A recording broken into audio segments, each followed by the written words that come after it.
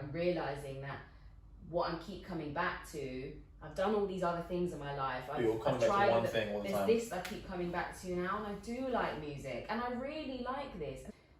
There is a lot of pressure for you after go to uni and make a decision, and if you haven't gone to uni, you need to work straight away. And I wasn't working in an office job like being a legal clerk. I was just working in retail, but I found something that allowed me to understand myself a bit more. Once I launched the business, I found it quite hard, and that's when I realised, pardon me, that I might not have that entrepreneurial spirit. I had the creativity, I had some great ideas, but seeing it through and wanting to make money and to like have that hunger to, I'm gonna make this work, I didn't necessarily have. But from having no one on your page to having like 8,000 and people stopping you in the street and being like, oh, weren't you on Backchat? It is a little bit mad. The influence that DBE have, then we need to evaluate like, everything. She just said, I want to try codeine. No, I don't. So is this what they're doing? In real life, want to try. No, codeine. but is this what these men are advocating? Hello. Hello, my Iranian sister. Quarter. Great. It's even at 8. Wow. What's an eighth? Me. Oh, it's a swear. It's that little. Yeah, because my dad's a quarter. Half Irish, quarter Indian, quarter Iranian. Mad. Yeah. Hey guys, welcome to another episode of W Talk from Series 2. Today's guest, I would classify as friend / family. Kind of met through Jelani somehow. Yeah. I decided to bring you on because you are pretty much in the music scene. I've seen a bit of your journey, let's say the last 4 to 5 years. I haven't known you my whole life, so I'm curious to know what kind of your ambitions were when you were younger. What's the kind of journey been like? Any tips or lessons you've learned, or any advice you'll give to the younger generation, and pretty much get your thoughts on the music scene right now. So let's start with, take it back to maybe when you were younger. What were kind of some of your ambitions, or what were you, like, what did you want to do when you're older? It could have been anything, could have changed, I assume so, like, I can't lie, when I was younger, I didn't think about what I wanted to do when I was older. Not that I remember anyway. I mean, obviously when I was like a real young kid, my mum put me in like taekwondo and gymnastics and like ballet and all these things that she could, and I guess if I didn't like one, I would do the other. Quite good for a single mum, I'll take my hat off to her. But I was quite academic, so I always did like extra maths, sometimes extra English. Did you enjoy it, or were you just naturally kind of smart kind of thing? I was naturally good at maths, so obviously then I enjoyed it.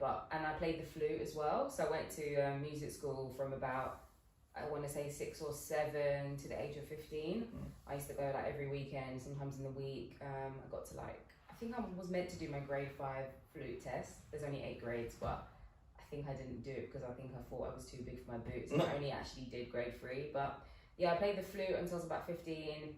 And then when it came to deciding like what to do at GCSEs and stuff, I kind of just stuck with doing art and media and like geography. So always something pretty creative then? Always something creative, because I could draw quite well as well. So yeah, I liked creative things, but I don't think I knew what I wanted to do. But when it came to choosing, are you going to do A-levels? Are you going to do a B-Tech? I don't know if they do B-Techs anymore. I think they still do, yeah. Yeah. I thought, okay, well, what am I going to do? And at that point, the only thing I knew I cared about more than anything, and I thought I could actually, I had an interest in, and I thought I could be dedicated to, was music. Because I could sing, but I never would be that girl in school, like going around like singing to all the older ones, or I'd never put myself out like that. But when I used to hang around with my god sisters and my god brother, because we kind of grew up together, when I was around them, we'd always do things at home, like play X Factor and things like that. So I knew I could sing, I knew I could play the flute, I had an ear for music, but I didn't at that point think, I want to be like a superstar and like be on the stage. But I was leaving school and I was thinking, what else can I do? Because even with art, I thought, if I study art, studying arts is not the same as school. School's like, you make things at school. When you study it, you really have to you really have to get into it, be dedicated and like research. And I just thought, I don't have time to do that at all. So I thought, you know what? So this is all happening at 15, 16? Yeah, and I'm thinking, okay, cool. If I go to college and do music, not music technology, because that was one of the most common music B-Techs you could do at that point. They only had music practice, which would be you auditioning by playing an instrument or by singing, was only at Kingston College and at City of Islington, which was on Holloway Road. They were the only 2 places in London. And I was like, you know what, that's what I'm going to do. So I knew if I go as a singer, then you learn about music business, you obviously play in a band or you sing in a band. But I thought that would be kind of easy. And I'm not gonna lie, it kind of was. So which one did you end up going to? I went to City of Islington. I went there for 2 years. I actually got in a band and I was there as well. 3 of my friends. That was cool. It was a good experience. Were you the lead singer? No, I wasn't the lead singer. I was like, it was cool because I'm just into like music, obviously, and like harmonies and like melodies, and I like the idea of a band and someone playing guitar. So that's what we did. And while I was there, yeah, you kind of cover the basics. Sometimes you slack, sometimes you don't. It's a bit different as a vocalist, I would say, because it's not that you get pushed as a vocalist. You have singing lessons, but if you play an instrument, obviously, it's a lot more apparent if you can't do the job, because you need to actually play the music to support the singers. 100%. There were singers there who couldn't sing. Do you know what I mean? So, but they think they can. Yeah. And I was amongst those, but I just, I could just get by. And I did that for 2 years, and then I thought... And while you were doing this, were you thinking ahead again, or were you just like, you know what, I'm enjoying this, I'm just doing this? I'm just going with it. Because my thing, I've realised, especially as I've got older, I've realised it more and more. I don't like to commit to something if I'm not sure I can do it. So that's been a part of my ups and my downs. Me realising that I have an issue with committing to something or saying I can be something, or saying I can do something unless I really think I can. So even when I was at college, I wouldn't be like, yeah, I'm a singer. I'd just be like, humble with it, maybe, or kind of, because it's like I didn't want to make these big statements. So when I was leaving, I was thinking, okay, cool, what am I going to do now? Like, they sit you down and you have to like go on a computer and look at. So like, what's the kind of schedule? Like after someone does college in music technology, do you go to uni and continue that, or like what's the kind of the layout usually? Well, they sit you down and you know, like it's the same thing when you're in school. You look at all your options and people are there like counting up how many points they're going to get. I was 2 distinctions and a merit or something. I'm like, okay, cool, what am I going to do? What am I going to do? Thinking, what am I interested in? Because at this point, even though you've done like a practical course, like a BTEC, as compared to A-levels, those points still count. So I could go and do English literature at uni or something like that. So I then thought, well, what else am I interested in? The only thing I was interested in at that time, and to some extent I was having issues with personally, was religion. So it was religion, or philosophy and ethics. I thought, okay, maybe I'll do that. Jump into that. Maybe I'll do that, maybe I won't. And I'm just going to do it. I think obviously coming from a Caribbean household, my mum, just like a lot of other black mothers and black parents, is thinking, you need to go to uni. Like, this isn't a joke. Like, what are you doing? It's either this or like, 100 this or what? No. But I kind of managed to stick to my guns. The thing is, my mum and dad both are from the music industry, so they understood it to an extent. So do you think that's where your overall passion for music came, was having 2 parents? I mean, maybe. Your dad was a DJ? Yeah, my dad is a DJ. Is he still a DJ as well? My dad's a DJ. He's been that as long as I've known him. So is my mum. My dad has a record label as well. He's an A&R at Defected Records. And my mum has been in the industry her whole life. She used to be a presenter, broadcaster. Oh, She's still at Rinse FM right now. So I've grown up with that around me. So I think there was a part of them that's like, well, I get it. Yeah. I get it if you don't want to be. It's inevitable for you to really kind of get into music. Both your parents are this engrossed into music. But at that point, I still didn't know. So I thought, you know what? I'm not a dosser. I'm just going to keep working. So I was working in retail, kept working in retail. So you didn't go to uni? I didn't go to uni. I decided not to. Kept working because I just thought I can't do nothing. And when I was working, of course, that thing comes up again in you. You're like, I'm not fulfilled. So what am I going to do? What were your friends doing at this point as well? So my friends at this point, I had so many different groups of friends. I had my church friends, then I had like my god sisters I'm super close to, and then I had my college friends and old school friends. Everyone was doing either nothing. Some people from back in the day were doing nothing, or people around me were also kind of on that journey because of course I went to college and did music. So one person was at uni, the other person's at uni, but now they're doing marketing. Because at that point, when you're getting to that uni age, there's a lot of pressure on you to make a decision. So I decided I can't make a decision, so I'm not going to commit to something. But everyone else was kind of in that bracket of, okay, cool, maybe I'll just keep studying music for the next 3 years. How it turns out for them after that is completely different, you know, but at that point... It takes a leap of faith to go against the norm and not go to uni. Like, not many people do it. Like, as you said, some people were like, they're on the fence and they're like, you know what, fuck it, I'll just go to uni. But you were like, you know what, I don't know. So yeah, it took a bit of courage to actually make that decision, so it is... Yeah, maybe. I've never really thought of it like that. Because not many people do it though. If you look at the percentage, I actually looked at the percentage of how many people drop out of uni, because I dropped out of uni. It's a very small percentage, so to do that, you're amongst very few that actually have that decision. Not saying that everyone who drops out of uni is smart and creative or like intelligent about it, but it does take a level of courage to go against the norm. Because as you were saying, from your parents, it's so normal to just go to uni. It's either uni or not. If you're not going to uni, what are you doing? A sport? Are you talented in something else? Yeah. So even not, then some people might doubt you, you might doubt yourself. But the fact that you actually did do that, so let's go back to that your time. friends. Yeah. So that time I'm thinking, so I think some people around me did, and others, I mean, I wasn't really hanging with them or rolling with them like that anyway, so it didn't really concern me. But I just stuck to what I was doing. So obviously at work, that's another thing. When you're young and you're a teenager, you're now like 17, 18, and you're working in a new place, and it's not in an area where I'm from. I've always been that person that has lived in Wandsworth, worked in Stratford, lived in this place, worked in there. I've always put myself out, quite independent. My mum kind of raised me like that, and I've always been like that. So in those new places, you're meeting new friends, you've got new experiences. And once again, I'm in that place where I'm working in Putney, just working, just retail, whatever. And I'm like, I think I saw something online talking about voluntary work abroad. It was with the International Citizen Service, and there's a national one as well. So it's NCIS and there's ICS. So this was the first year it launched, and they weren't paying you to go, but they would allow you to go somewhere for 12 weeks. Before you went, you had to go undergo like serious like workshops for like weeks about understanding global structures, about the poverty globally, about the world's targets. Oh, wow. It wasn't just like pack your bag, go to Thailand for 2 weeks. It was really quite intense and quite serious, and I had to apply. I wanted to be part of any women's projects and things like that. So that's what I ended up doing. And I went to El Salvador for 12 weeks. Oh, wow. But yeah, about 2 weeks before you go, you have like, you have to understand world things. And then when you get there, you also kind of have like what's the word for it? Not naturalization, but you have to kind of ingest everything locally as well, understanding how those countries work and how organisations there work. Not, just go there, I'm from Oxfam and we want to paint a wall. Yeah. Like, no, bit more serious, let's say. A bit more serious, and the good thing was that they really did care about what local people were already doing. So that really put a lot into perspective for me. One, because it just allowed me to humble myself. Two, I'm away for 12 weeks at the age of 19 with 9 strangers that I don't know from anywhere. One's like posh, rich, white parents. The other one's like a black girl from Essex.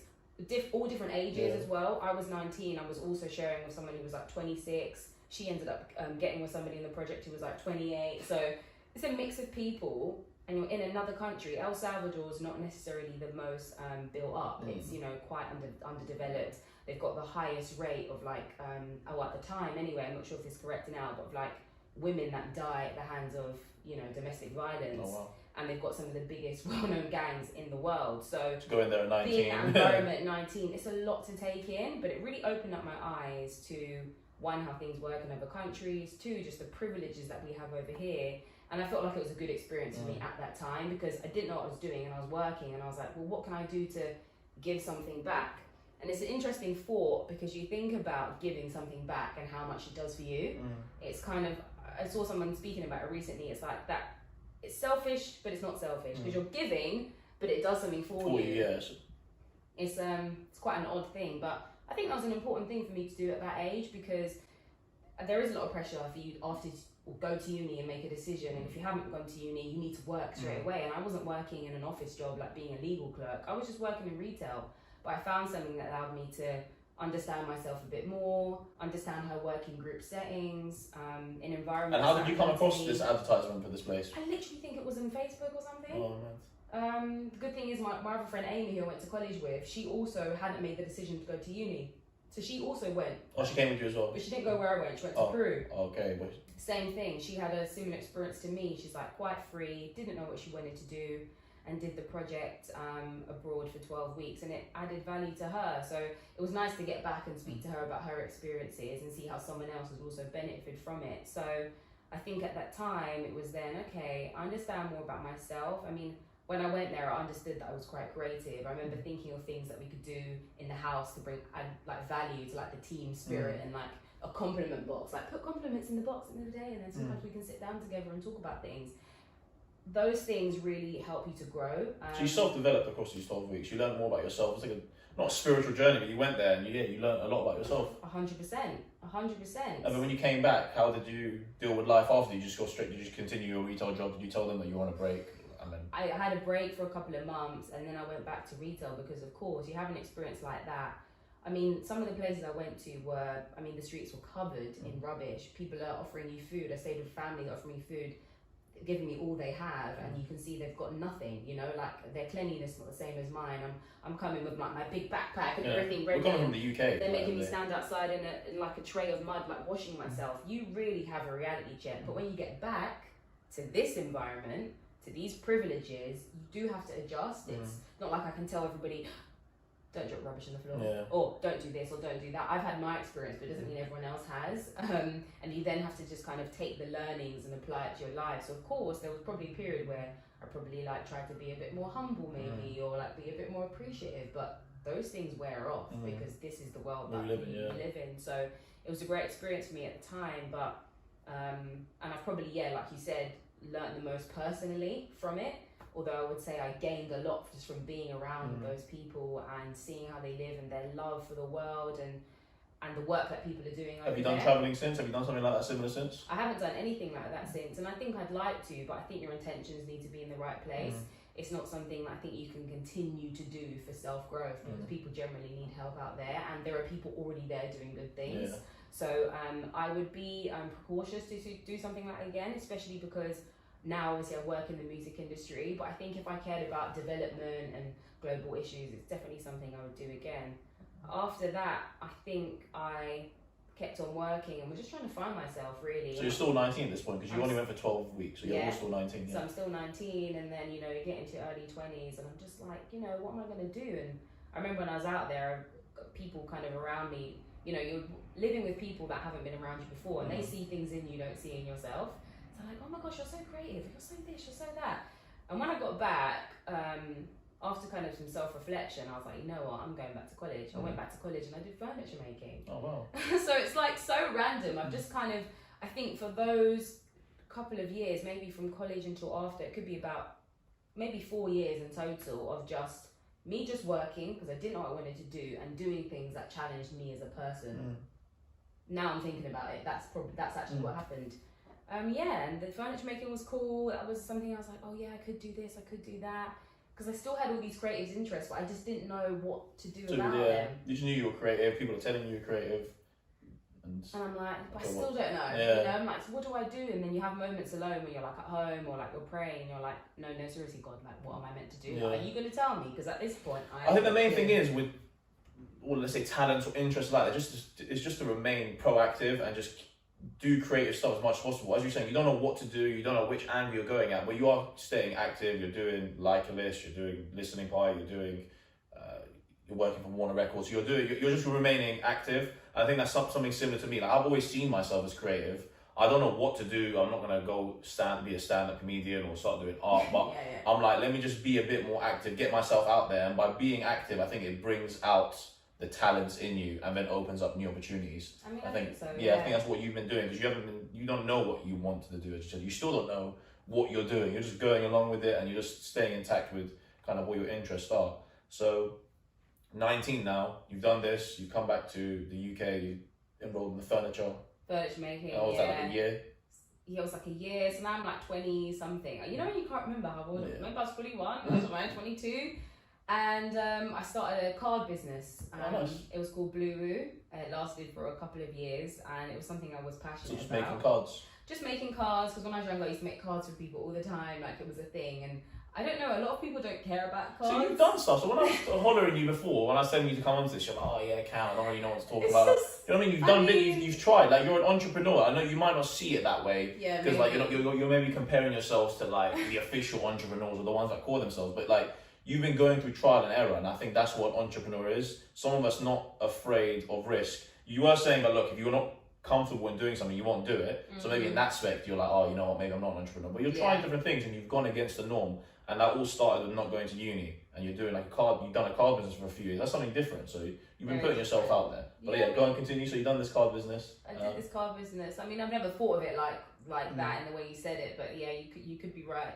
I did the card business, and it was something that I was thinking about for a while, just like I was thinking about, wonder if I could do this like furniture thing and have like a shop like Paper Chase, but have like chairs for kids and they make stuff. That's where my thought was going, and I started Blue around that time. I did it with the Prince's Trust. They have a lot of opportunities to help people, and they offer like support with you coming up with your business plan, and it's like I think it's like a 3-month kind of program, and then at the end you have the chance to apply for funding. So I sat down with my best friend Jelani, who's probably one of the most inspirational people in my life. He kind of made me think I could do it. I think one time he just sat me down. We were at my friend Aisha's house, and he was like, "Just do it. You can do it. Like anything you think you can't do, I'm telling you, you can do it." And his belief in me, him along with a handful of other people, has just had a real impact in my life. So I remember thinking. So do you think if you didn't know Jelani, someone would have, you would have maybe just got shook and be like, you know, I'm not doing this kind of thing? Yeah, I think so. So you kind of like the people around you was important at that stage. 100%. I mean, it's good to have people like that around you. Sometimes you don't always realise, or sometimes you kind of shut them down, or you kind of close off your attention to them because you're not ready to hear it. And it can be difficult to receive support and receive praise and compliments when you're not ready to then take the next step on. But I think at that time, Jelani probably spoke to me a couple of times before that, and then I remember thinking, you know what, I'm going to do it. And I just went out, you know, I didn't go to people and say, how can I start a business and blah, blah, blah. I just went and did the Prince's Trust thing and just did it. Once again, you're in a new environment, you're doing it by yourself, everyone's from different backgrounds, and I was just like, I'm going to do it. And they often pick these groups. People apply because they want support. So did you go to like an office where there was other young people as well? So they basically select. Were there many other young females as well? Did you see other females there? Yeah, there were a handful of others. I think all in all there maybe were about 12 of us, and you're meant to go through the process together. So you go there every week. You have people come in and tell you, like for example, the Moonpig founder came in one week. He tells you what he's learned, what he hasn't, blah blah blah. You have a USP, different lessons, and also they take you through the stages of coming up with a real complete business plan. And it's not a joke. It's like must be, I don't know, like a 30-page document or something, and it's quite thorough. And you have to go through rounds where you've, you know, given in your costs and your estimates and blah blah blah, because you're asking for them for a loan at the end of it. So you need to be able to go through the whole process and commit. They also offer you with a mentor that you can meet up with. Even after the process for a whole year, you have access to a mentor. Wow. That was something that I struggled with. And how did you find Prince's Trust? I think it was a good experience. 100%. I mean, how did you find out about it? I just online just again. Googled. I've never been one to ask people for much. That's something that I'm learning now in my late 20s. But at this point, I wasn't really asking people. It's like, there's a will, there's a way. I'm just going to find something, and I did. And in that program, there were 12 of us to begin with. It was only myself and one other person that ended up finishing, because it is intense starting a business, and it was difficult. Once I did it, I had my products. Did you have stages where you wanted to drop out maybe or stop, like the other 10? Not during the process, but afterwards. Once I launched the business, I found it quite hard, and that's when I realised, pardon me, that I might not have that entrepreneurial spirit. I had the creativity, I had some great ideas, but seeing it through and wanting to make money and to like have that hunger to, I'm going to make this work, I didn't necessarily have, or I don't think I have or had at that point. So after a few years, it kind of ended, and after that I was, you know. How did it end? Just naturally, like out of I was selling stuff, passion for it, selling things here and there. I realised I needed more stock, I needed to produce more things. And but how long did you do for 2 years? You said 2, 3 years? I'm going to say about 3. Okay. I'm going to say 3, but the last year I probably didn't. And what were you doing much on the side? So when I was doing Blue at that point, obviously you have to think I'm now 23. I can't keep up. I then stopped working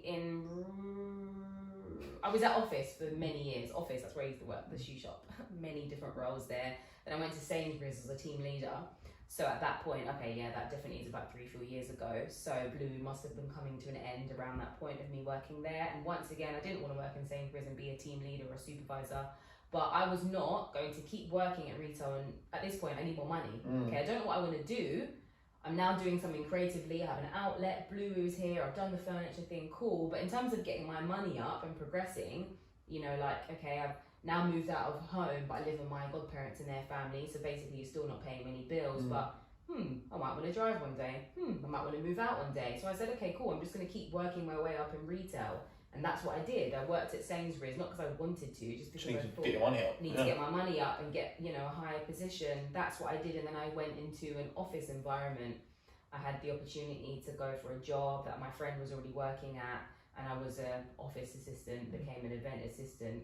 And that was the last place I was at while I then was not doing anything else on the side creatively in terms of making cards or furniture making or anything like that before I got the job I have now. The only thing I was doing outside of work when I was at the office job was I was on a show called Backchat, and that was literally because I saw it online, not podcast, but... Pause, let's, before we get to that, because yeah, exactly, I want to discuss that as well. Before we move on from the blue, was it called Blue? Blue Woo, like Blue Blue Woo. Woo, yeah. What was one of the main things you learned about yourself running a business for like 3 years? Do you know what I mean? It was a business you're running, you were selling a product and people were buying it. So what's one thing you maybe learn about yourself or learn about being in a business that you reflected on or you would maybe advise to someone else? I would definitely advise you to try it if you can with low risk. Because my thing, like I said, I didn't put any of my own money into it. I managed to go through a process which allowed me to get a loan. That meant that there wasn't ever too much pressure on me. Of course, it's something I had to pay back monthly, but that was something I knew I could commit to. You know, you often see stories about people starting businesses and it not doing well in the first year, and that seems to be quite common. But me selling cards isn't the same as me, I don't know, opening a restaurant. So I think you need to put it into perspective and be prepared for what could and couldn't happen. But 100%, my biggest learning from it is that I wasn't passionate enough about making money and getting my product out there. I was passionate about the creative, but not about the finances and wanting it to do well. And I do think if you want to start something like that and you're putting something out there, you need to have a drive to see it through. A clear target that you're working towards. If not, then you give up on the way kind of thing. You give up on the way. And if you don't have that, I think you should partner with people that can do that. Because some people have the brains and some people have the drive and some people have the creative. So, you know, well, that's what my only recommendation would be. So last thing we're talking about is kind of what you learned about owning your own business for those few years. Learn about yourself and kind of the business life. And then you touched on, while you're working at Sainsbury's, you got involved in something called Backchat, which I'm sure some of the viewers will know, which was a program. I mean, it's a debate show. Yeah, a debate show where they're discussing different kind of topics and controversial topics. So how did you get into that? Were you approached? Did you apply yourself? How does Backchat work? I watched it. I actually watched all of them before you even went on it. I watched. I went on. So when I saw you, I was like, geez. Malaika's on it, like, how did I mean, I went on at season 3, but I could have been in season 2. What happened was, after season 1, they obviously put out notices about auditions. And were you watching it as well? Like, I was watching it, and I thought, oh, this is great. Like, okay, but is this being represented? There was only like 1 or 2 people in there that I felt like kind of had my views, but I thought, maybe I could do it. I didn't think I want to be famous. I didn't think, oh my gosh. Obviously, you can realise shortly after, because you follow these people on Instagram, that they might get a bit of attention, but I just thought, I could probably hold my own over there. So myself and my god sister applied together. We sent an audition video, I'm pretty sure, together, but she backed out. So when it came to the day, I went to auditions by myself. They were in Plumstead or something. It was so cold. Oh my gosh, it was so cold, and there were hundreds of people in like this warehouse situation. When I say hundreds, I mean hundreds.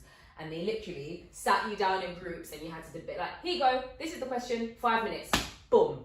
And you had to just chat. And I remember I was in a group, I think it was my second group, my first group, everyone was talking. I didn't say anything. And that's surprising, because if you meet me, I think I'm quite a talkative person, or I can be anyway. Everyone was chatting off. And then right at the end, I just said my little 2-piece. They said, yeah. And anyway, you come back in, like it's X Factor, you know? That was like it was X Factor. You come back in, okay, you're through, you're not through, blah, blah, you can go in this. So I found out, obviously I got to the next stage, I was in another room, then I think I did the same thing again. Then they asked us some crazy questions on camera, like, so what's the craziest thing you've ever done? Like, some stupid questions like that. I think I said whatever. And yeah, I got through. So everybody that was on season 2, we all made it through together. It was only myself and this white guy that was going to be in an Essex version, but they never did it. So we all went through together. I went to the studio, all of season 1 cast were there. And then I got pulled to the side and they said, I know we want you to be on the show, but you're really similar to Azraya. Oh. Yeah, she's kind of like, she doesn't look like you. Yeah, she does, kind of, why people think skin tone. Like, I'm like a mix of Asian and black and white, but she kind of has that vibe, similar skin tone, and I think looking at her, just on her appearance, she looked the most like alternative kind of girl, and maybe we had a similar thing, but we're not the same. Anyway, they were like, you're too much like her, so we're just kind of like not gonna keep you on season 2. So season 2 came around, I realised, everyone's there but me. I was literally the only one. I remember being in a group chat and it was literally, I was the only one that wasn't filming and wasn't on the TV, and I'm like, you know what, such as life, it's meant to be, it'll be. So I'm working at Sainsbury's or whatever, and then they went to shoot season 3, and they called me, so I was like, I was there. And was this Raya in season 3? Yeah. Okay. No, she wasn't. She wasn't in season 3. So it was me, B Money, who's hilarious, and I think someone else. So What's the other guy called? Max. There's so many mad people. He was in season 1, like... Lucas. Lucas, that's the one, yeah. Yeah. Was he in season 3? He was, but I wasn't in his episodes, I think. But yeah, they brought me through for that. I did it. Didn't really think much of it, but it's crazy because how it looks on TV and how it is in the room, I mean, it's just way more intense. Like, you literally are fighting to talk at some point.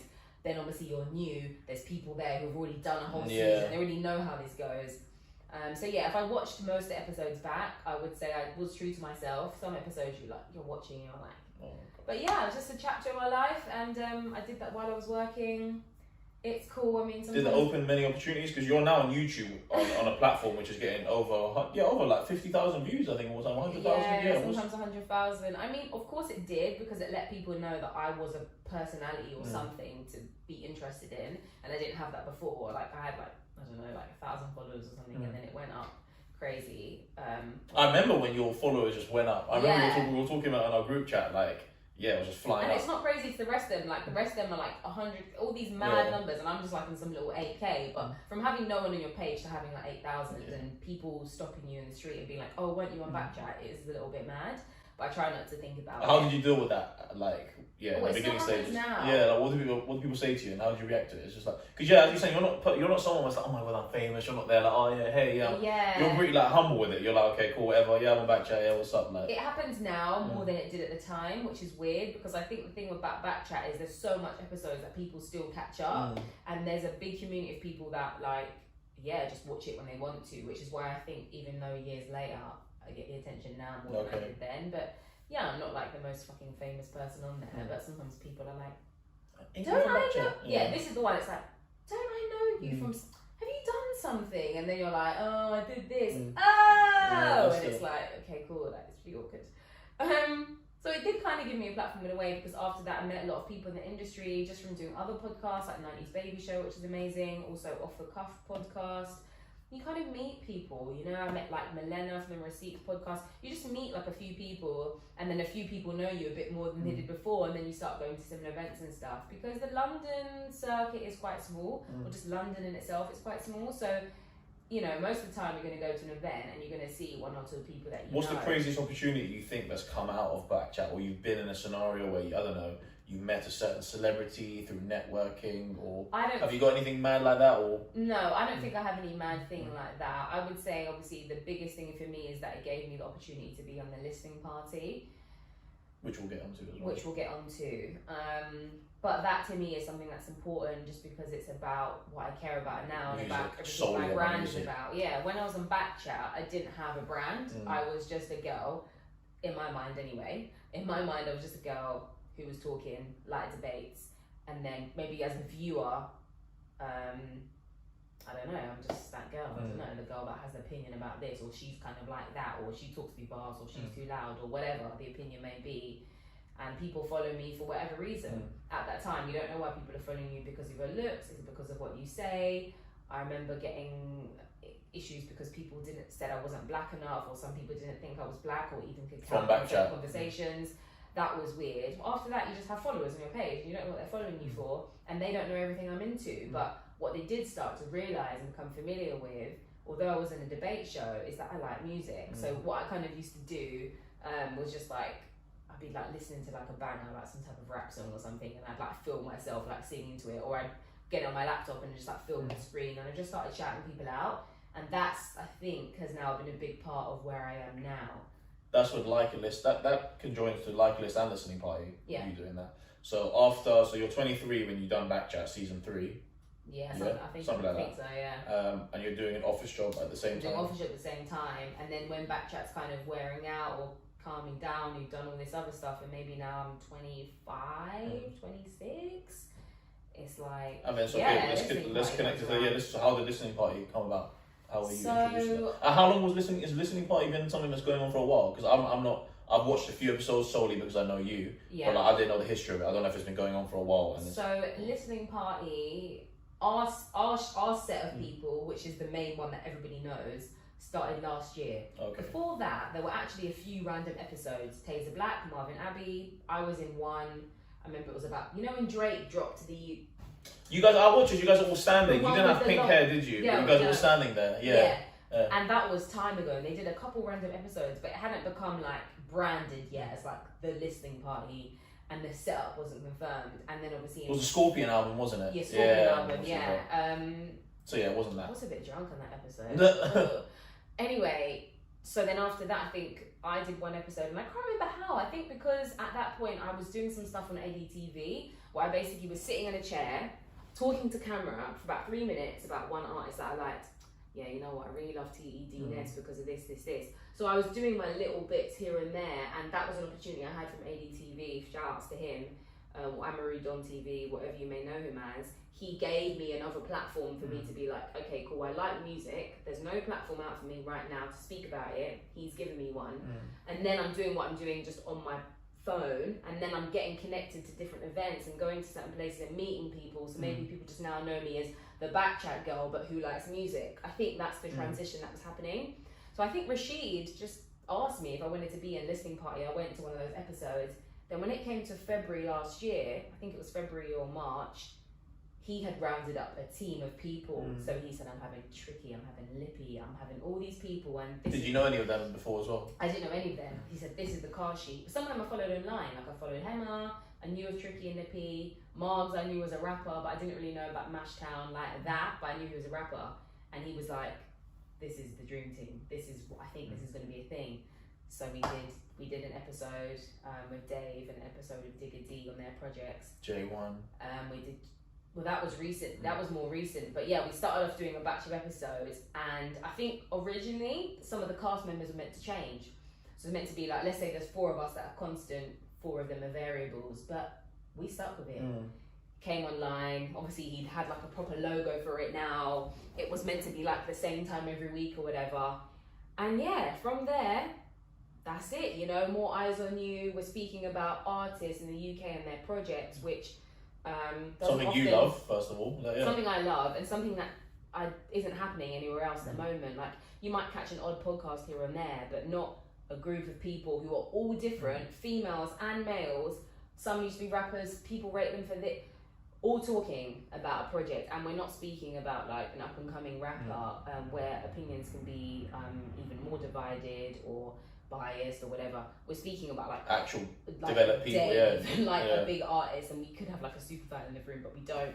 And you know, it's hard for people to take in. I think it also stirs a lot of debate online because there's a lot of conversation about UK artists. You might get a bit of backlash for your opinion on a certain artist and stuff like that. Yeah, so you're putting yourself out there. You're putting your opinion on someone out there.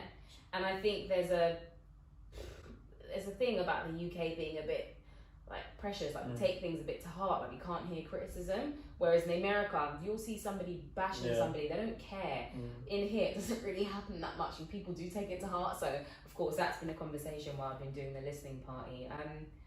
And big up Rashid for kind of putting it together and his whole team of people that he works with. But it's been an experience, and for me, it just allowed me to speak about something I actually cared about. And of course, in the background, I'm thinking, how can I get out of this office job and now do something musical? Because I'm realizing that what I keep coming back to, I've done all these other things in my life. You're coming back to one thing all the time. There's this I keep coming back to now, and I do like music, and I really like this. And then people say, you know, you've got something to say here. And then I'm meeting with an artist, and they're asking me lots of ideas. And what could I do when I'm marketing this? How could I do this? How could I do that? And I'm like, all these ideas I have in my mind, which might not be met like loads, but I've got a few ideas. I feel like I have an idea about A&Ring, I guess that's what it would be, like me deciding that that's a good song, or me saying, guys, this is the one to look out for, or me creating a playlist.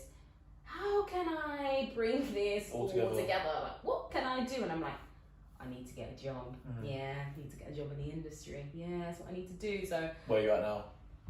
Where I'm at now. So I didn't know it was a label. I just was like, listen, anything I can do. And one of my best friends at the time, we've kind of been getting closer because he realised I had an interest in obviously getting into the industry. He kind of saw something in me and was willing to kind of help me and was like, you know, when someone just, I've done this before with some of my friends, when I know they're looking for work, I don't mind. I'll look for a job for you because I know you're also going to be looking, and I know that you'll go to the interview, you'll get the job because you are dedicated. You maybe have just gone through a bad spell, or it's just something, But you don't mind things have helping, happened. And it's the same this thing happened person with was me. This over, person was like, I'm sending you this job, I'm sending you that job, and then puts you forward for jobs when, of course, it's a big statement. For someone to put you forward for a job when there are hundreds of people trying to get the job says something about you. So then you're thinking, okay, cool, if this person's going to verify me and back me up, offer me a reference, you know, you go to the job interview and you're like, it doesn't mean you're going to get it, but the more that people start hearing about you means you might get considered for those opportunities. But I was applying for every job I could find. And I was thinking, just at record labels, maybe. At record labels, because there's a few websites online that kind of dedicated for musical jobs. And I was just like, I'm going to get one, do you know what I mean? Like, God, if this is what's meant to happen for me, I think this is going to happen. Because I'm thinking at this point, I'm speaking about music online, but I don't care about it that much. I enjoy it, but I don't do it because I want to be the voice of opinions of music, or because I want to be a big time presenter. I'm naturally gravitating towards it. It's not by force. Naturally gravitate towards it. Also, I can kind of articulate myself to a point. You have a background of music as well, so you're not speaking on music. It's just something I can do, but I'm not like, I don't actually think, I want to be the next presenter, or I want to be the next Maya Jama. I've never. But if that does eventually happen, then it is what it is. I'll take up the opportunity. But at this point, I'm like, I actually want to get a job now, because let's be serious. When you start getting older, you start thinking about your career. I'm working in a job where I can't go to the next step because it's not right for me. I need to go to that next step somewhere else. And at this point, going into the music industry, no experience on paper, just my love for music and my commentary online, I'm going to have to start from the bottom. I'm going to have to go for an internship or an assistant position, which means at the wage I'm already on, the salary I'm already on, I'm probably going to have to take a pay cut. In my mind, I was thinking I'm going to take a pay cut of maybe 4K, maybe a year annually. And I'm just thinking, at this point, I'm going to do it. I'm going to do it. I don't care if I have to do some internship, which is meant to be for some uni person or whatever, that's like 18 years old. I'm 26. I'm 26. I want a job. So I applied, and finally I saw a position that I thought was right for me. And now, I mean, it's not even a year yet. It's about to be a year. Or it's October, right? It's just on October. Yes. So it's now officially a year. I've been promoted. And where are you working at the moment? I'm working at Warner Records as a And what junior. job did you apply for? Is it the same job you're doing now? Well, it's the same, technically, yeah. I applied for urban marketing intern, got the job as an urban marketing assistant, and now within a year I've been promoted to junior marketing manager. Oh, nice. So we thank God. And I found my way. And how's that been? Because Warner Records, Warner Bros, that's a big... Yeah. It falls within the same thing, I'm guessing. Yeah, so that's a big label. Warner Bros is Warner Records, basically. They changed their name about a year ago or something. You must have, you are learning a lot. You're like the epitome of kind of what music. Warner, everyone knows who kind of Warner Records are. So you're learning a lot. 100%. I mean, you can only dream with it, really. And it sounds crazy, but it's the truth. It's the truth. And I think at the time, obviously, it had urban in the title, which I knew meant black. Do you know what I mean? I knew it meant black. And I thought to myself, probably rap music, because I didn't know that they had any R&B talent. So let's just be honest, you mean the rappers. And of course, if you think about where we are now, a year ago, 2 years ago, the rap scene in the UK is doing really well. Booming, yeah. You're looking at the charts and you're seeing my man at number 2, at number 3, at number 1. Consistently every month, yeah. You know, it's like, it's basically pop now. Like, we might have genres for music, but let's be honest, it's on the same level as what you'd be calling a pop song. So stop boxing us in, we're here to stay, competitive, and the music scene is growing, and people really are doing well off this. Like, you genuinely have rappers like Stormzy at number 1 in the charts. You never would have thought of that how many years ago. We were So performing at Glastonbury, it's when I think of Glastonbury, I just think about white people and Oasis, and like. And look what's happening. Yeah. Look what's happening with black music and how it's propelling in the scene. So it's kind of like I know that's what you mean when you say urban. And let's see what the opportunity is. And of course, I don't know. I only know of like one other person that's had an opportunity where it's been carved out for them based on that genre of music. So having like a niche or like a speciality or a taste, as you'd call it. or a genre lead. Let's say genre lead. So most jobs or most marketing jobs would be just advertised as marketing, and then be working across all different types of music. But this had urban. So in my mind, I'm like, yeah, wow, black music, I'm doing that, or rap music, I'm doing that. This is great. It's like made for me. I started the job.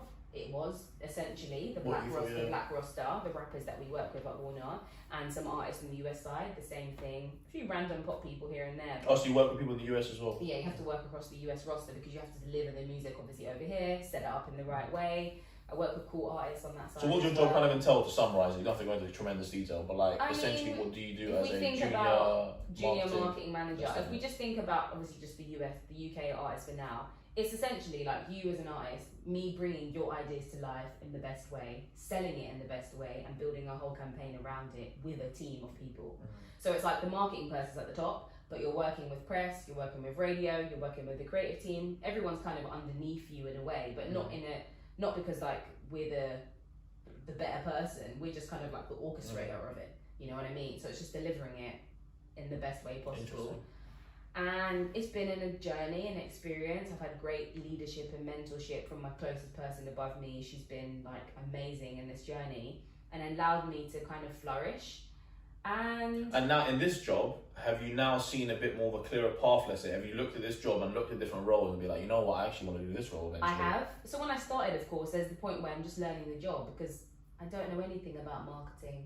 Don't know anything about marketing. So it doesn't matter what you're doing. I don't know anything about marketing. I've been working in retail for 7 years and an office environment for 2 to 3. So now my adaptability is coming in, right?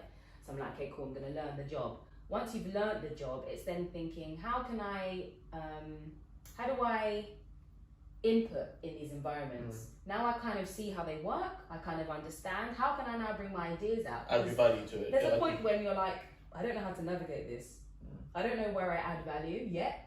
Like, yeah, I'm here, but I don't just want to be here because I'm the new black girl working in urban. Like, you have to work out how to articulate yourself and how to add value at the right time. So that's the process. And then you're like, oh, I've got this now. And I've got the support from an amazing person above me who's not trying to like squash me, make me feel like some assistant. She's actually like nurturing you, nurturing me. And I'm like, hey! And then you find your voice and then you realize that everything you're doing is for the artist. You take the pressure off yourself, and then you're like, you know what, man, I can do this job, you know. So do you feel like you're at a good place now? Like, over the last few years, if you had to pinpoint it, you feel like now you're a bit more of a steady place? I mean, I feel like I'm in the career I need to be, or I'm in the industry I need to be. I still have an interest in A&R, which of course is like finding new talent, like discovering things. Although I realise they're salesmen and it's actually that's a bit daunting. But like marketing in the music industry, for me, where I'm at, is like, yeah, it's really fun, it's really challenging. And I'm not going to limit myself to just working black music or urban music, whatever they want to call it, because you realise that we are still operating in a white space. It doesn't matter that like you've brought in the new black girl to work black music, you think that's enough. It's not, because someone like me should also be working the Katy Perrys or the Dua Lipas, you know? So now it's like there are more of us in these spaces, and there are so many great people that you can read about now and find online, and your friends are so-and-so at YouTube, or this person does this at that company. There's more of people like me in these spaces now, which obviously creates new lanes for us to grow. But you need more senior people at the top as well to keep bringing us in and also not limit us. So I started at a place where I thought, yeah, man, I'll just work black music. And now I'm at a place like I'm working black music because I love those artists, I love their sound, we have something to say, but I'm not going to be diminished here. I don't want to box myself in. I can do any music. And I need to learn about those other genres as well. And it's good to have a speciality. It's good to have, like the key thing that you're good at. So now that's how I see it as well. I've now changed my perspective in terms of before I was in the building and now I'm in the building. How am I going to handle this now? How I'm going to do all of this. But yeah, so I mean, not boxing yourself in and kind of who you want to work with and being given the urban title. Exactly. And roles. But yeah, you're saying it's been a year. It's been a year now. So now it's been a year working there, and yeah, I'm just thankful and blessed. And there's still a big part of me which is that younger Malaika, which is kind of like, I I don't really know what I'm doing, but what I'm doing right now, I want to do it well. You've kept moving though. At least you haven't stopped and just, I don't know. I think what's got you here is your entrepreneurial spirit. I mean, I would like to word it something else, but like your resilience. You've kept pushing, and you've finally found your feet now after a few years. It could have been a bit daunting, but like, yeah, you're at a good place now, and that's the most important thing for most people.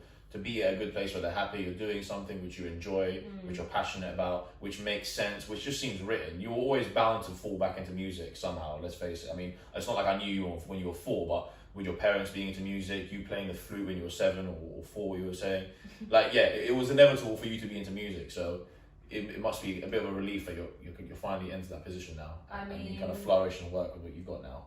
Yeah, in a way, it's kind of relief because it's kind of like, oh, okay, like maybe I should have been doing this all along. But I'm glad that I did find it kind of on my own.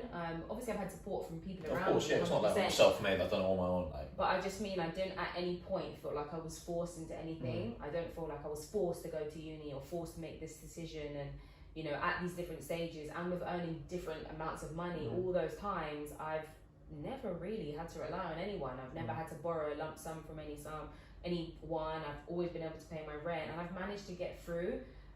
So I'm really grateful for that, and I'm really thankful for where I am now, and I'm enjoying what I'm doing. There are many highs and lows of this music industry. Final thing to touch on to, which we haven't yet, is Lyca List, which I always see promoted on your stories. And, I've seen other rappers talk about it as well, or the people you shout out. So how did that idea come about? I kind of know where it came about, because you said before you would post videos on Snapchat of people you like to listen to, and how did you decide to like market it? I mean, that was exactly it. It was kind of like me shouting people out, and I think this might be wild to say, but I kind of do think it. You know, a female tagging you in something. I mean, like, I know people who could. Wait, let me start again. I think as a female, when you're shouting out a rapper, obviously it can be seen as a bit of like a fangirl thing. Like, oh, you're just a fangirl type of thing. But I'm doing it at any level. It doesn't matter that you're, I don't know, you've got 10 followers or 10,000 followers. I'm doing it because your music bangs. Literally, and I think that's something that after a while, when people see you doing that a lot, they realise that it's genuine. It's not like I'm just shouting out D Block Europe once a month. I mean, there's artists that I generally come across and I like their music and I just tag them. It's not really a thing for me. But people appreciate that because, of course, on social media, you literally do see things. Oh, I saw that there. Oh, I saw that here. And so said this. So it's a word of mouth platform in a way. So. And you've gone into it with good spirits, as you're saying, because you've been authentic. You've been yourself. You're not just shouting out, as you said, like a fangirl. So you're shouting out Skepta and the same famous people every week. Then it's a bit like, okay, this person's just begging it. But you'll shout out people with 10 followers. 100%. So that's what Skepta authentic. So what kind of happened, I think, was I was like, I thought about getting onto radio. That's what I thought about, doing some type of presenting or having a show. And that's still something I'm interested in, if I'm honest. I'm not desperate for, which is maybe why it hasn't happened, because I haven't like kept banging down the doors. But it's something I'm interested in, something I'm thinking about. I actually had the chance to be on Rinse FM with Chris Capo and interview a few artists. Which did you do? Yeah, okay. I did, yeah. And it's something I like. Like, I just want to get to know artists and how they got into this journey, or how they came up with this song and where they got that sample from. And I might not be completely well versed in every area and every genre, but I have a thing for rap, even though I don't know every single rapper in life. But yeah, I have a thing for it, and I just feel like there's a lot of good talent out there that should be recognized. So I decided to do a playlist because I thought, okay, if I do a playlist, I can obviously put in music like, you know, there's new music every Thursday or Friday, let's say. Of course, there's always new music, but Thursday and Friday is when playlists normally update on Spotify or Apple, and people drop a lot of music then, especially in the rap scene, and on a Sunday. So I was like, okay, cool. So that means I could probably do a playlist on the weekend and upload it every week, and then come up with like a cover and make someone the star. And there are many other people that have playlists as well. There's a lot of good platforms out there, whether they have 100 followers or 1,000. So I just thought, well, I could do mine too. Of course, I tried to make it not the same as what you would just like find on Spotify, like the main flagship playlist that they have. Mine has a little bit of alternative music in there sometimes. It's rap-ish. It's mainly rap, but it's rap-ish. So you might find like a Nux next to an OFB, whereas you might not get that in one of the main Spotify playlists, for example. I'm not trying to draw them out, I'm just saying. So yeah, then I decided to give it a name. Do you remember your first playlist which you done? Or like your first Lyca List? Yeah, the first that's what it's called, isn't it? Lyca List. And the first one I ever did, Nux was the cover. Mm. I can't remember what song it was, but it definitely was Nux. And that was last year, maybe So it's been February. going for a year as well. Or more than a something. year. Yeah, more than a year now. And Over a year? I Yeah, don't over know. a year. Maybe like a year and a half.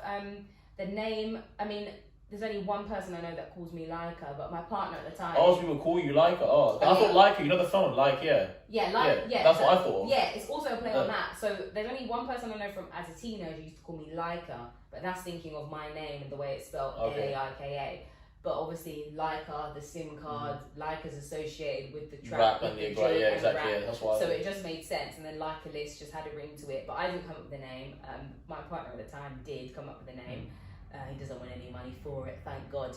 And yeah, it just seemed like a cool thing, and I just ran with it, and I decided to do it every week. And you've been consistent with it since. Honest to God, every Friday for a year, I'm going to say it was, I did it every week until this year, because as I was starting my job and your own campaign releases, I haven't been super consistent this year, and that's me being honest. But generally now it's like every week or every other week I upload it, and I make sure I put in artists that people might not know or might not know on a wild scale. People email me music. So email me their stuff. Sometimes they're emailing me like a whole EP or like a big track album. But yeah, they send me music. Sometimes people ask me for their opinion on their music. Yeah, which means I'm literally emailing them back like, well, thanks for this, blah, blah, blah. I like this part, I didn't like this part, blah, blah, blah. So that's the kind of part of me that still feels like I'm interested in A&R, because if people are asking you for their opinion on music, yeah, in my real life, I might market music, but you're coming to me as a fan because you see me on the listening party speaking about it as a fan. So not everybody knows that I work where I work. Maybe if you follow me on Twitter, you might pick up on a few clues here and there, but it's not something I've openly said out loud, but it's something you might realise in time. So I think obviously, yeah, there's a part where people reach out because they're like, oh my gosh, you speak about music on the listening party, and it starts conversation online, and I think people are ready. You've made like a little platform for yourself with the Lyca List. It's like it's a platform where you're able to reach out, have other people reach out to you in the music industry again, and like you're like, not the voice, but you're giving them your opinion. They want to hear your opinion because you are credible. You're not someone that's just got an opinion for music. You've been doing your music your whole life. Well, I appreciate that. So that's why they probably reach out. You've actually you marketed yourself. And managers reach out as well, so you'd be surprised how many people I'm at an event. Oh yeah, but you have to stay consistent with it for it to be able to open these opportunities. You've done it for 1 week, but you've done it for a good year, and that consistency is actually open up. I'm pretty sure it's open opportunities and conversations. It definitely relationships as well. That's the main thing, because there's people I can go back in my DMs and see where I was like, listen, that song's really good, keep it up, bro, or like, I really like this and I really like that, and then they're like, yeah, man, you're in my corner, and you know, a community is literally based on having someone like me and then someone else like you liking the music, being part of someone's fan base. So it's good to see artists at any level obviously appreciate the love, and it's also really great for me to connect with people that may have felt like no one's checked out their music or no one's seen anything, and I don't like give myself a pat on the back, but of course, like, I don't know, people send me music and I'm like, yeah, I really like that, put my playlist, they got 100 followers. And if you don't like it, you straight up just tell them, yeah, I don't it's like just, it, I'll like just tell them, or I'll just be like, thank you so much, keep pushing. Like, that's it, I just kind of keep it brief. But it's cool to know that, how can I say, even with me like being on the listening party, for example, and platforms like that, sometimes it makes it seem like it's only the people that are being spoken about that people care about, and you kind of wonder about the underdogs or the people that are still up and coming. And of course, like, you know, you can do live events and you can do shows, but a lot of the attention is on social media. People want a post from an influencer. They want a shout out from Link Up TV. They want a shout out from I'm Just Date, because you get one of those and it can really help. So I understand an artist's frustrations in just trying to be visible. So someone like me, or someone like Mimi the music blogger, or Alex Baz, people like that actually just take in good music and they will shout you out and won't feel a way about it.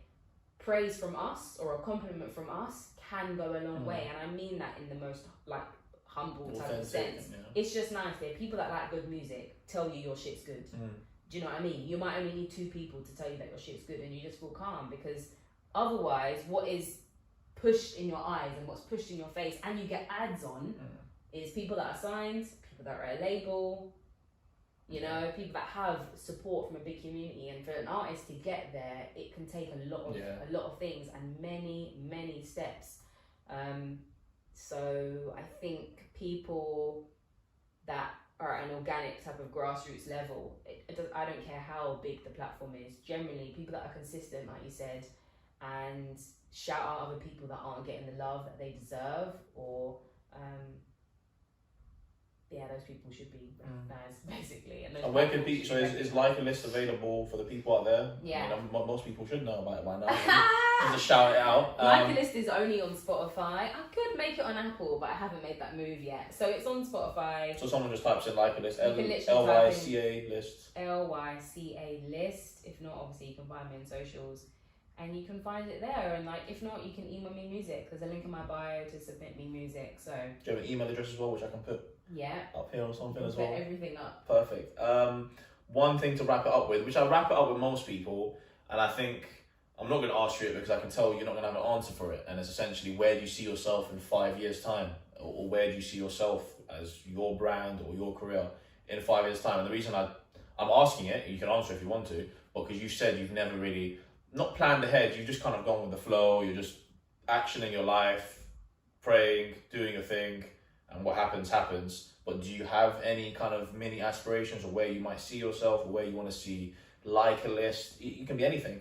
If not, then that's your answer. You're just going to be like, you know what, I'm just going to keep securing the bag and what I'm doing, and whatever doors God opens, opens. I feel like that could be your answer. I feel like it's the latter. Yeah, exactly. Securing the bag, whatever doors open. And I just think at this point, because of the job title I do have and what I'm doing right now, I just want to feel like I've done justice by all the artists that I work with, and I'm just really supporting them in what they want to do, because that's every single part, everything I do, even Lyca List, even Listening Party, it's because you want to shed light on those that need that recognition. And with my job, it's just a great thing to be part of their campaign or their journey. So I'm thankful for those opportunities. I hope I can continue to do good things with good people.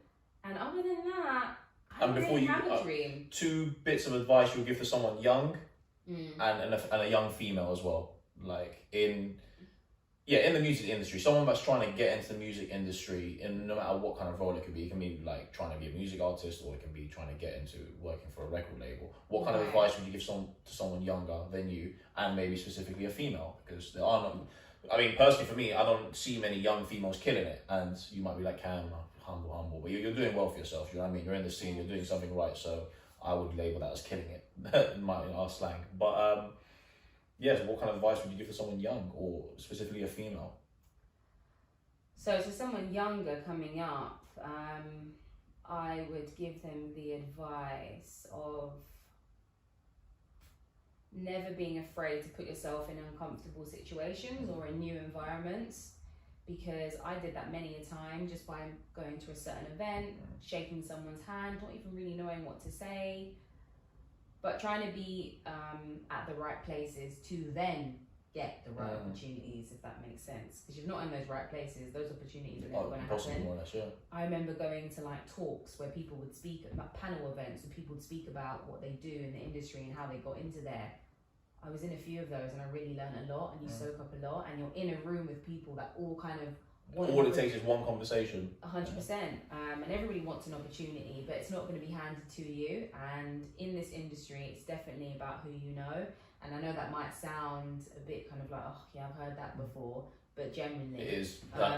It's relationship based, and a lot of things in life are relationship based, and it can be quite daunting to make those relationships. But I would say from my experience, some of my relationships have literally been built on a DM and just been built on a Twitter interaction. So be aware that every interaction you make and everything you say can make an impression on someone. Even your tweets can make an impression on someone. So be conscious when you're speaking to people. Always be polite to people, because you never know who you might meet. And if they remember you 3 years, 4 years from now, when that job opportunity is ready and waiting. So yeah, be conscious when you're speaking to people. Be purposeful when you can, when you are aware of what you're doing, and be open to new opportunities.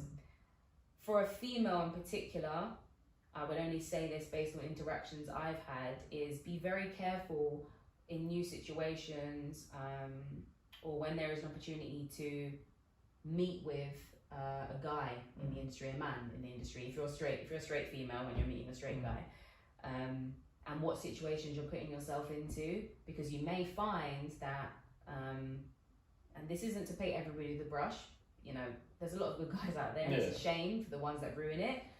You might meet a guy that could be too forward, could ask you somewhere, you know, could ask you to meet him somewhere at a certain time, which seems a bit inappropriate, but you're thinking, I really want the opportunity, could let you down, could gaslight you. So I would say, be careful in those situations where you could meet someone, or it's the first interaction you may have with them, and I would keep it limited and I would keep it brief, and I'd always get clarity on what that meeting could be about before you get there. Don't just jump at it straight away, be a bit vigilant and or be a bit why cautious. I'm giving you my number before this happens. Try and be clear as you possibly can, because without clarity the lines can get blurred. If the lines get blurred after that and you've done nothing wrong, there's nothing you can do. But I think it's important that you kind of keep your guard up, and it's a shame because you don't ever want to be seen hostile as a female, especially not as a black female. You don't ever want to be seen hostile, but there are precautions that we need to take, because unfortunately some people are just not like-minded and they've got bad intentions. There are people, they're bad people out there every night. So keep your wits about you. Literally, when your mum tells you keep your wits about you, it's not a joke. So unfortunately, that's a reality, I'm sure, in lots of industries, but I would say in the music industry, especially when There can be. it just can be a thing. I hear that. Perfect. No, well, it was great little ending there. Great advice for young people getting into the music industry, and specifically females as well. Well, thank you again for coming down. Thanks for having me. Do appreciate it. It's been good. I've learned a lot about you. I know you, but very frank. Yeah, I mean, you'll probably reflect on it as well. A lot of people that do come on this, they go home and they're like, oh, I've actually because they talk about their life and it actually makes them realise that they've come a long way as well. That's the kind of message I've got from people. They're like, oh, I actually didn't realise. I mean, it feels like therapy right now. Yeah, that's good. Yeah, man, I mean, all the best with your career. You're clearly in a good place, and hopefully Lyca List keeps on growing. And thank you. Everyone knows, it's almost on 1,000 likes now, isn't it, on Spotify? Who knows? You definitely do know. So yeah, all the best with that, and then, yeah, man, thank you for coming.